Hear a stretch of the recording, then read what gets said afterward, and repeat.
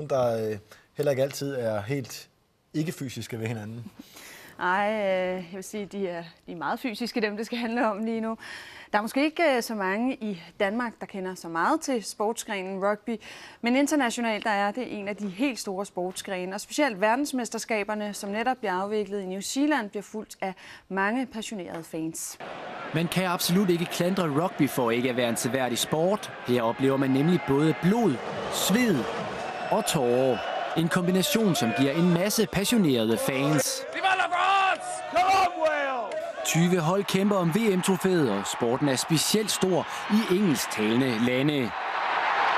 Men også blandt andre Frankrig og Italien er med til at generere de mere end 87 millioner seere,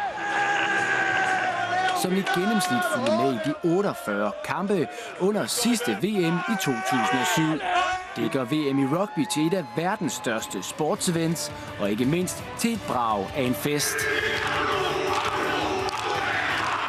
Ja, så kan jeg her i studiet byde velkommen til dig, Claus Vejle. Du er elitechef i Dansk Rugby Union, og dig, Johannes Susank, du er en af de danske landsholdsspillere, rent faktisk kåret til den bedste spiller i dansk rugby 3 gange træk.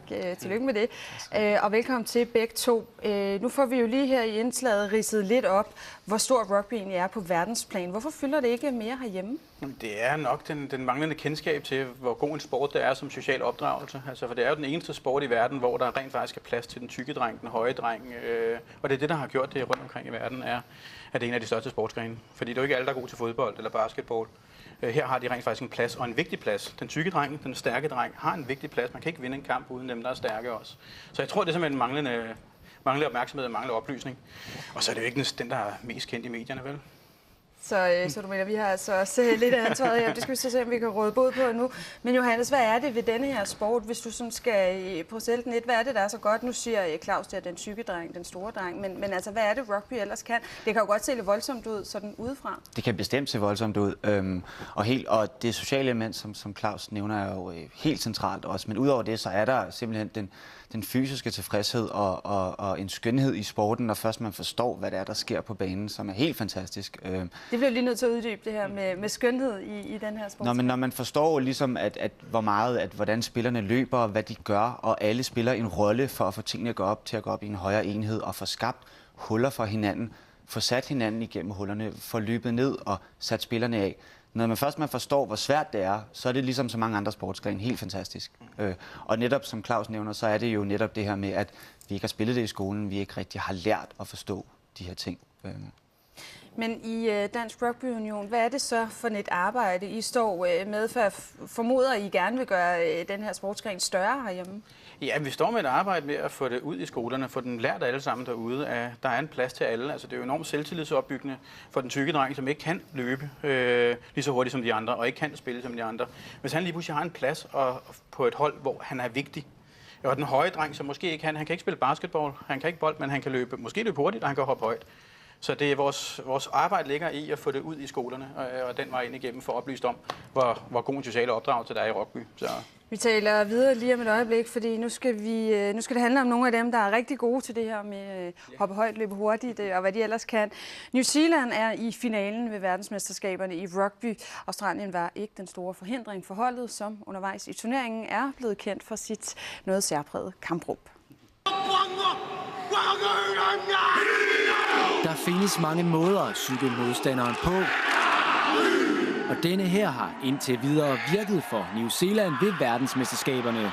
Og der er ikke gået mere end 5 minutter af kampen, før hjemmeholdet kommer foran 5-0 på dette gennembrud, som resulterer i en scoring eller et forsøg, som det hedder i rugby.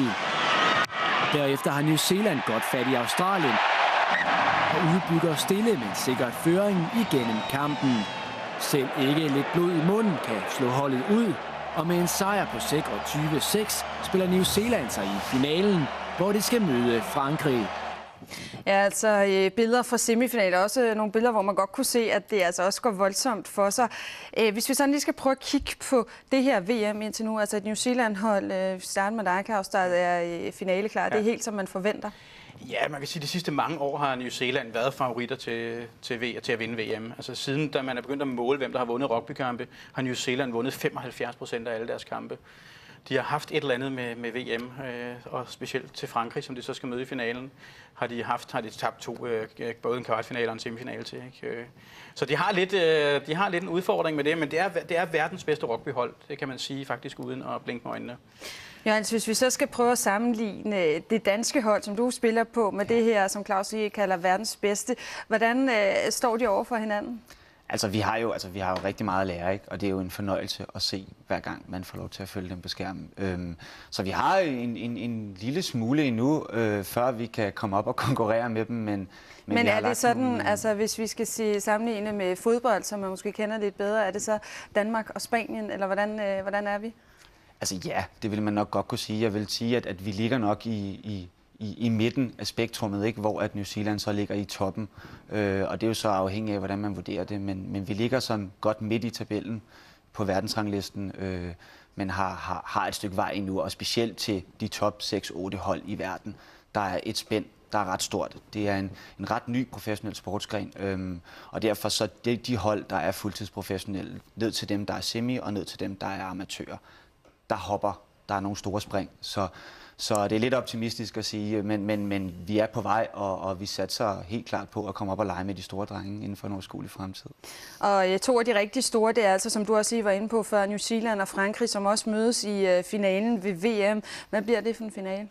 Det bliver en finale, hvis man skulle tro, hvad der står i kortene, så bliver det en finale, hvor New Zealand kommer til at dominere det fra start af. Men man kan aldrig sige, ligesom i fodbold og alt muligt andet med franskmænd, man kan aldrig helt regne med dem. De kan spille håbløst, og så kan de spille noget blændende rugby. Men man må sige, at New Zealand er store favoritter. Hvordan er det noget, som hvor meget følger I egentlig med i sådan et VM her? Sidder I oppe og følger med? Det er jo fantastisk.